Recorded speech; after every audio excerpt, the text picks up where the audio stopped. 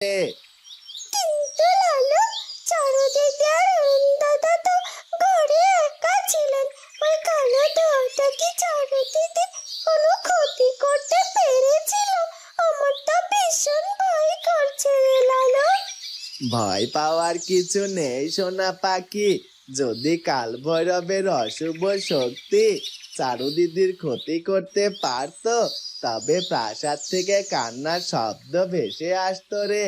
কিন্তু তুই দেখ, একই ফটকের দিকে কে ভাবে ঢুকতে ঢুকতে আসছে রে। এই তোরা ভালো করে দেখ তো, লোকটা তো বেশ বুড়ো মনে হচ্ছে।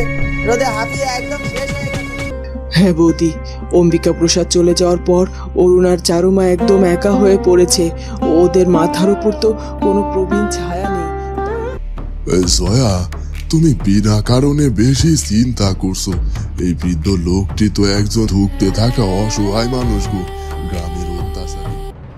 কালভৈরবের অন্ধকার মায়াবী গুহার মধ্যে কুটিল হাসিতে দাঁড়িয়ে আছে কালভৈরব, আর ওনার সামনে মাথা নিচু করে দাঁড়িয়ে আছে ওনার বিশ্বস্ত অনুচর বিকল। বিকল, তোর উপর আমি আবার এক মহা দায়িত্ব অর্পণ করতে চলেছি। সাধারণ মায়া জালে চারুলতার কিছুই করা গেল না, তাই এবার তোকে রক্ত মাংসের মানুষ হয়ে হেমরাজ্যের প্রাসাদে ঢুকতে হবে। হুকুম করুন, আপনি তো জানেন বিকল আপনার জন্য সব করতে পারে। কিন্তু চারুলতা আর অরুণ তো আমাকে চেনে।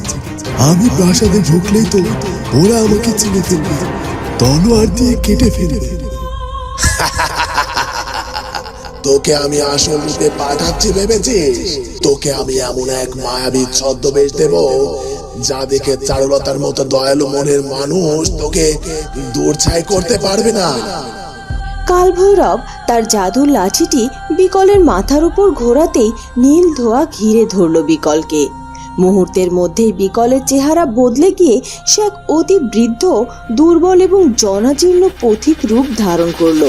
তার পরনের কাপড় ধুলোবালিতে ধূসর এবং চেহারায় তীব্র ক্লান্তি ও অসহায়ত্ব ফুটে উঠল। একই প্রভু, আমার গলার আওয়াজ আর চেহারা তো একদম বদলে গেল।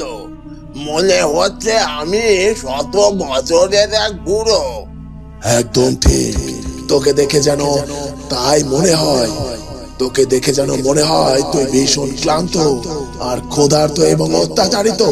তুই সোজা গিয়ে হেমরাজের ফটকের সামনে ঢলে পড়বি, বলবি এক অত্যাচারী রাজার হাত থেকে প্রাণ বাঁচাতে পালিয়ে এসেছিস এবং মহারানী চারুলতার আশ্রয় চাস। চারুলতা তোকে প্রাসাদে ঠাঁই দেবে। বুঝেছি প্রভু, চারুলতার এই অতি দয়া এবার কাল হবে। আমি প্রাসাদে ঢুকে ওনার বিশ্বস্ত সেবক সেজে ভেতর থেকে সবকিছু ছাড়খাড় করে দেব। যাবি সাবধানে কাজ করবি। অরুণের পানীয়তে আমাদের মায়াবী বিষ মেশানোর এটাই সবচেয়ে আসল সুযোগ। হেমরাজের বিশাল প্রধান ফটক, রোদের তেজ বেশ কড়া। প্রহরীরা সারিবদ্ধভাবে দাঁড়িয়ে পাহারা দিচ্ছে। চারপাশ নজর রাখছিল ক্যাবলা। ঠিক তখনই দূর এক বৃদ্ধকে ধুকতে ধুকতে আসতে দেখা গেল। বাঁচাও, আমাকে বাঁচাও। কেউ কি আছো এই প্রাসাদে? আমাকে একটু আশ্রয় দাও বাবা, আমি আর হাঁটতে পারছি নেব। একই ফটকের দিকে কে ভাবে ঢুকতে ঢুকতে আসছে রে। এই তোরা ভালো করে দেখ তো, লোকটা তো বেশ বুড়ো মনে হচ্ছে। রোদে হাঁপিয়ে একদম শেষ হয়ে গেছে রে। কেবলা ভাই, লোকটা তো খুব ধুলোবালি মেখে আছে। দেখে মনে হচ্ছে বহুদূর থেকে খুব কষ্টে হেঁটে এসেছে। বাবা প্রহরীরা, আমাকে তাড়িয়ে দিও না।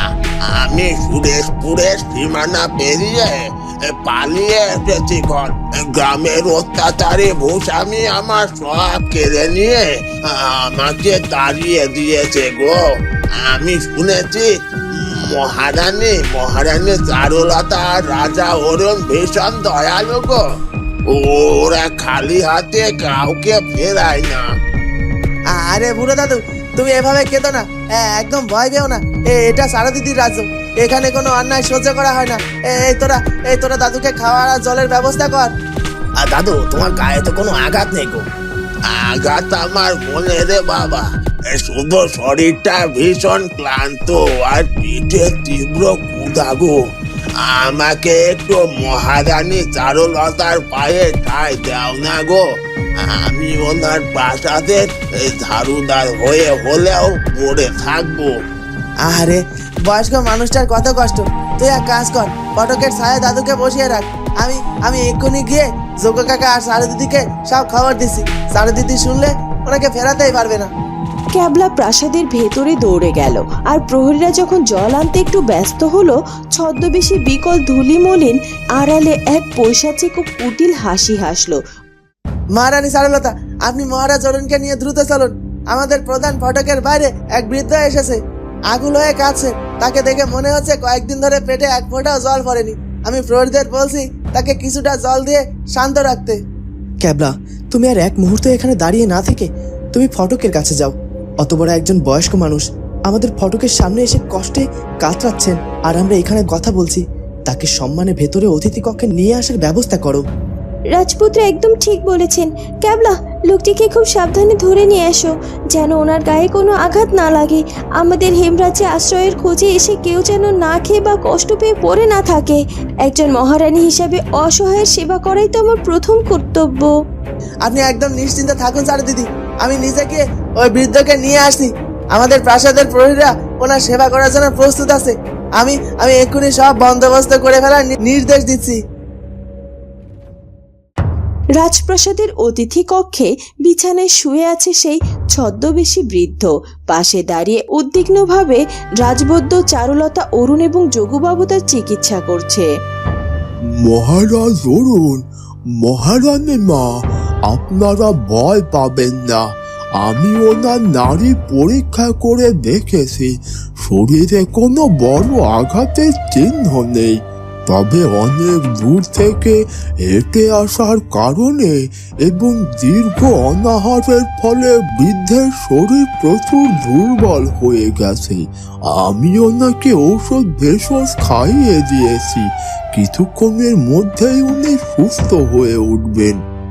মহারানী মা, আপনি আর রাজা অরুণ আমাকে এই বয়সে নতুন জীবন দিলেন।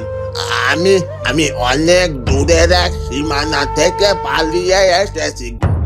সেখানকার এক পাপিষ্ঠ অত্যাচার ভূস্বামী আমার সামান্য জমি জমা আর ঘর বাড়ি কেড়ে নিয়ে আমাকে তাড়িয়ে দিয়েছে গো।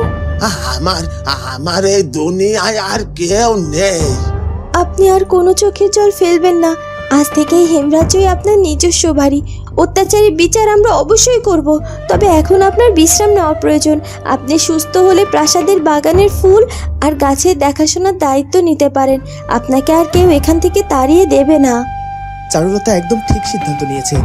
বাবা, আপনি ওনার উপর খেয়াল রাখবেন, যেন ওনার কোনো খাওয়ার বা বিশ্রামের কোনো অসুবিধা না হয়। রাজপুত্র, তুমি কোনো চিন্তা করো না, আমি নিজের হাতে ওনার দেখভাল করব এবং ভালো পথ্যের ব্যবস্থা করব। ক্ষণ রাজপ্রাসাদের বিশেষ কক্ষে একসাথে বসে গুরুত্বপূর্ণ আলোচনা করছে মধুরাজা, মহারানী লতা এবং মধুবালা। মধুবালা বোন, আমাদের পরম প্রিয় অম্বিকা প্রসাদ চলে যাওয়ার পর তোকে অরুণের সমবেদনা জানাতে এবং রাজ্য সামলাতে সাহায্য করার জন্যই আমরা হেমরাজ্যে ছুটে এসেছিলাম। আর চারুলতা মা আর অরুণের এই যোগ্য নেতৃত্ব দেখে আমার মন শান্তিতে ভরে গেছে। ওদের প্রজাদরদি মন আর বিচক্ষণতা দেখে বুঝতে পেরেছি যে এই রাজ্য এখন পরিপূর্ণ নিরাপদ। তাই আমি আর লতা এবার নিজের রাজ্য মধুপুরে ফিরে যাওয়ার কথা ভাবছি। মহারাজ একদম সঠিক কথা বলেছেন। মধুপুর রাজ্যকে তো আমরা অনির্দিষ্টকালের জন্য অভিভাবকহীন রেখে দিতে পারি না। সেখানে আমাদের সেনাপতি রাজেশ আর জেসমিন দক্ষতার সাথে শাসন সামলাচ্ছে ঠিকই, কিন্তু আমাদের নিজেদের প্রজাদের কাছে থাকাটাও অত্যন্ত জরুরি। মধুবালা, তুমি তো নিজের সন্তান অরুণ আর চারুমায়ের সাথে এই হেমরাজ্যের প্রাসাদেই থেকে যাচ্ছ, তাই না? হ্যাঁ বৌদি, অম্বিকা প্রসাদ চলে যাওয়ার পর অরুণ আর চারুমা একদম একা হয়ে পড়েছে। ওদের মাথার উপর তো কোনো প্রবীণ ছায়া নেই, তাই এই কঠিন সময়ে ওদের পাশে থাকাটা আমার কর্তব্য। দাদা, আপনি আর বৌদি এই বিপদের দিনে যেভাবে আমাদের আগলে রাখলেন, সেই ঋণ আমরা কোনোদিনও পরিশোধ করতে পারবো না। আপনারা এখন নিশ্চিন্তে নিজেদের রাজ্যে ফিরে যেতে পারেন। মধুবালা বোন, তোদের মুখে এই স্বস্তির হাসি দেখাই ছিল আমাদের একমাত্র লক্ষ্য। আমরা তো পর নই, তোদের এই দুঃসময়ে পাশে দাঁড়ানো আমাদের কর্তব্য ছিল। তাহলে আর দেরি নয়, আজ বিকেলেই আমরা মধুপুরের উদ্দেশ্যে রওনা দেব। যাওয়ার আগে চারুলতা মা আর অরুণের সাথে দেখা করে সব জানিয়ে দেব। হ্যাঁ মহারাজ, চারুমা আর অরুণ দুজনে এখন প্রজা কল্যাণের দরবারে ব্যস্ত। ওরা ফিরলেই আমরা মধুপুরে ফেরার সিদ্ধান্ত জানিয়ে দেব ওদেরকে। হেমরাজ্যের প্রধান ফটকে সুসজ্জিত রথ প্রস্তুত রাখা হয়েছে। মধুরাজা এবং মহারানী লতা মধুপুরে ফিরে যাওয়ার জন্য চারুলতা, অরুণ ও অন্যদের কাছ থেকে বিদায় নিচ্ছে। বাবা, মা, তোমরা এই কঠিন সময়ে এসে যেভাবে আমাদের আগলে রেখেছিলে, সেই ঋণ আমি কোনোদিন শোধ করতে পারবো না। তোমরা মধুপুরে ফিরে যাচ্ছ শুনে আমার মনটা ভীষণ খারাপ হচ্ছে। তবে আমাদের উপর আশীর্বাদের হাত সর্বদা তোমরা রেখো। মধুপুরে পৌঁছে জেসমিন আর রাজেশ বাবুকে আমার ভালোবাসা দিও, আর আমার আদরের অদিতি যেন সর্বদা নিরাপদে থাকে। মহারাজ, আপনি আর মহারানী লতা নিশ্চিন্তে যাত্রা করুন। বাবার অনুপস্থিতিতে এই রাজ্যের সমস্ত প্রজার সুরক্ষা আর দায়িত্ব আমরা নিষ্ঠার সাথে পালন করব। মধুপুরের কোনো সাহায্য প্রয়োজন হলে বার্তা পাঠাবেন। হেমরাজ্যের সৈন্যরা আপনাদের পাশে দাঁড়াতে এক মুহূর্তও দেরি করবে না। চারুমা, তুই একদম মন খারাপ করবি না, আমরা তো তোর সাথেই আছি। তুই নিজের শরীরের খেয়াল রাখিস আর প্রজা পালন করে যা। জেসমিন আর ছোট অদিতিকে নিয়ে তুই কোনো চিন্তা করিস না, আমি গিয়ে ওদের সব খেয়াল রাখবো। আর অরুণ বাবা, তুমি চারুমাকে সবসময় বিপদ থেকে রক্ষা করো। চারুলতা মা, তুই কাঁদিস না। তুই এই হেমরাজ্যের মহারানী, তোকে সব সময় শক্ত থাকতে হবে। অরুণের সাথে কাঁধে কাঁধ মিলিয়ে তুই যেভাবে প্রজাদের সেবা করছিস, তা দেখে এক বাবা হিসেবে আমার বুক গর্বে ভরে যাচ্ছে। বোন মধুবালা, যোগুবাবু, আমাদের এই দুই সন্তানকে নজরে রাখবেন, যেন কোনো অশুভ ছায়া ওদের স্পর্শ না করতে পারে। মহারাজা, মহারানী মা, আপনারা নিশ্চিন্তে রথে উঠুন। আমি আমার জীবনের শেষ রক্তবিন্দু দিয়ে হলেও রাজা অরুণ আর চারুমায়ের সুরক্ষার দায়িত্ব পালন করব। দাদা, বৌদি, তোমরা সাবধানে যেও। তোমাদের এই উপকারের কথা আমরা কোনোদিনও ভুলবো না।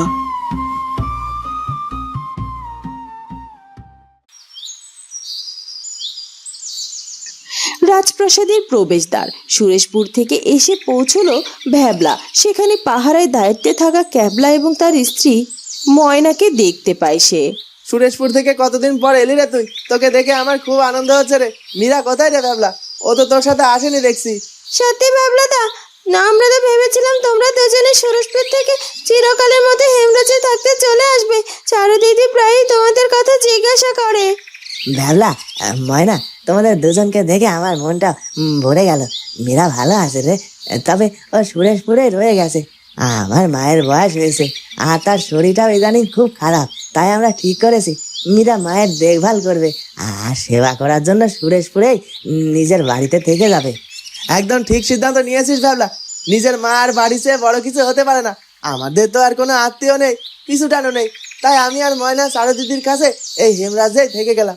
চারু দিদি আমাদের খুব ভালোবাসেন রে। চলো ভাবলা দা, তোমাকে চারু দিদির কাছে নিয়ে যাই। চারু দিদি তোমাকে দেখলে ভীষণ খুশি হবে। চারুলতার বিশেষ কক্ষে প্রবেশ করলো ভ্যাবলা। সে চারুলতাকে প্রণাম জানালো। চারু দিদি, আপনাকে আজ মহারানী হিসেবে দেখে আমার বড্ড আনন্দ ভরে গেছে। মহারাজ অম্বিকা প্রসাদের চলে যাওয়ার খবরে আমরা সুরেশপুরের প্রজা খুব খুব খুব শোকাহত হয়েছিলাম। কিন্তু কিন্তু আপনি আর অরুণ দাদা যেভাবে রাজ্য সামলাছেন তা খুবই প্রশংসনীয়। মীরা পাহাড় থেকে কিছু দুর্লভ ঔষধি পাতার রস পাঠিয়েছে আপনার জন্য, যা খেলে ক্লান্তি দূর হয়ে যাবে। ভ্যাবলা, তোরা সুরেশপুর থেকে এত দূরের থেকেও আমার কথা মনে রেখেছিস, এটাই যে আমার সব থেকে বড় পাওয়া। মীরা কেমন আছে ভ্যাবলা? ও তো শাশুড়ির সেবা করার জন্য নিজের বাড়িতেই থেকে গেল। ও ভ্যাবলা, মীরা তাহলে সুরেশপুরে তার শাশুড়ি মায়ের সেবা করছে? শুনে আমার বুকটা শান্তিতে ভরে গেল। মেয়েটা যে এত দায়িত্বশীল হবে তা তো আমি ভাবতেই পারিনি। তুমি মীরাকে বলো আমি ওর জন্য সব সময় মন থেকে দোয়া করব। জয়া কাকিমা, মীরা সারাদিন ওনার সেবা করে আর ঘরের কাজ সামলায়। ও বলেছে আপনাদের সবার কথা ওর খুব মনে পড়ে। জানো দিদি, আপনাদের আশীর্বাদ যেন সুরেশপুরে আমাদের মাথায় থাকে। আমার ভালোবাসার আশীর্বাদ সর্বদা তোমাদের সাথে থাকবে ভ্যাবলা। তোমরা সুরেশপুরে খুব সুখে থাকবে কিন্তু। রাতের খাবার শেষে নিস্তব্ধ করিডোরে যোগুবাবু পাহারার তদারকি করছিলেন। সেখানে চিন্তিত মুখে উপস্থিত হন জয়া। ও মীরার বাবা, একটু শোনো তো। আমার মনটা সকাল থেকেই কেমন অশান্ত হয়ে আছে। কাল রাতে আমাদের প্রাসাদে সেই নীল আর মায়াবী ঠান্ডা ছায়া ঢোকার পরপরই আজ সকালে এক অচেনা বুড়ো এসে পড়লো। আমার কেন যেন মনে হচ্ছে এগুলো স্বাভাবিক ঘটনা নয়। জয়া, তুমি বিনা কারণে বেশি চিন্তা করছো। এই বৃদ্ধ লোকটি তো একজন ধুঁকতে থাকা অসহায় মানুষ গো। গ্রামের অত্যাচারী ভূস্বামীর হাত থেকে প্রাণ বাঁচাতে সারু মায়ের কাছে আশ্রয় নিতে এসেছে। সারু মা কি ওনাকে তাড়িয়ে দিতে পারতেন? মীরার বাবা, সারু মায়ের মনটা তো দয়ার সাগর। সে কারো কষ্ট দেখতে পারে না, কিন্তু শত্রুরা যে এই দয়াকে হাতিয়ার বানাতে পারে। লোকটার কথা বলা চাওনি, কিন্তু আমার একদম ভালো লাগেনি। তুমি অন্তত প্রহরীদেরকে বলে লোকটার উপর কড়া নজর রাখার বন্দোবস্ত করো। তুমি যখন বলছো আমি নিশ্চয়ই খেয়াল রাখবো জয়া। আমি অতিথি কক্ষের পাশে অতিরিক্ত প্রহরী মোতায়েন করে দিচ্ছি, যেন কোনো গোলমাল না হয়। তুমি এখন ঘুমাতে যাও। বন্ধুরা, কি হতে চলেছে এরপর সেটা জানবো আমরা চারুলতা গল্পের পরবর্তী পর্বে। আর আমাদের আজকের পর্বটি ভালো লাগলে অবশ্যই আমাদের চ্যানেলটিকে সাবস্ক্রাইব করে দিও। দেখা হবে নতুন পর্বে। ধন্যবাদ।